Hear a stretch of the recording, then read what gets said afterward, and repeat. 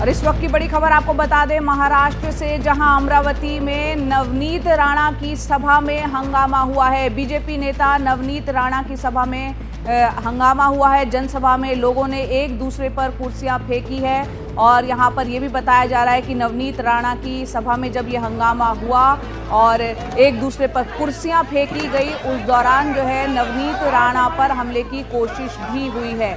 अमरावती के दरियापुर के खल्लार में नवनीत राणा की सभा के दौरान जमकर हंगामा हुआ। उसकी तस्वीरें हम आपको दिखा रहे हैं। लोगों को बैठने के लिए लाई गई कुर्सियों को एक दूसरे पर फेंका गया, जमकर यहां पर हंगामा हुआ है। महाराष्ट्र के अमरावती की तस्वीरें। बीजेपी नेता नवनीत राणा पर भी हमले की कोशिश की गई है। इस दौरान राणा की तरफ भी कुर्सियां फेंकी गई, लेकिन सुरक्षा गार्डों ने आगे बढ़कर नवनीत राणा को पहले ही पकड़ लिया। घटना के बाद नवनीत राणा और उनके समर्थक पुलिस थाने पहुंचे। हमलावरों को गिरफ्तार करने की लगातार मांग की। पुलिस ने अज्ञात लोगों के खिलाफ मामला दर्ज कर लिया है।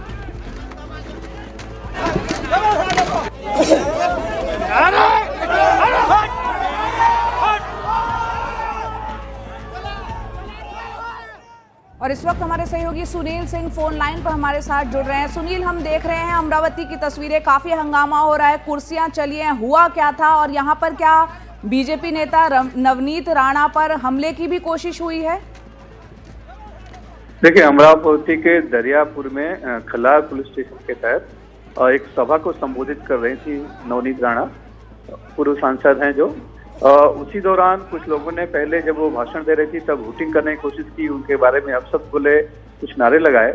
लेकिन जब वो सभा समाप्त करके नीचे उतर जा रही थी तब जो है कि उन्होंने हमला किया, ऐसा नवनीत राणा का आरोप है।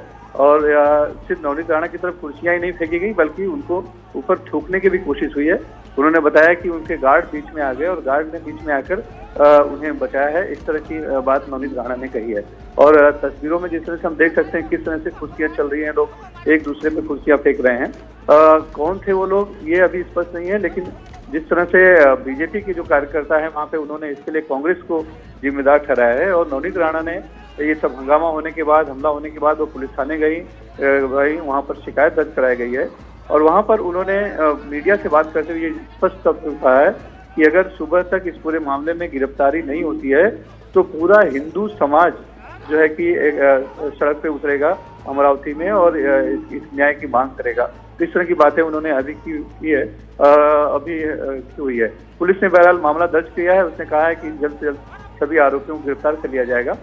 लेकिन बहुत ही अगर आप देखेंगे तो बहुत ज्यादा देर तक हंगामा चलता रहा और बिल्कुल इसमें जो कुर्सियां फेंकी गई हैं उसमें से कुछ कुर्सियां नवनीत राणा की तरफ भी फेंकी गई, लेकिन जो सुरक्षा गार्ड मौजूद थे उनके साथ 5 पुलिसकर्मी और दूसरे उनके निजी बॉडीगार्ड, उन्होंने किसी तरह कुर्सियों को पकड़ लिया।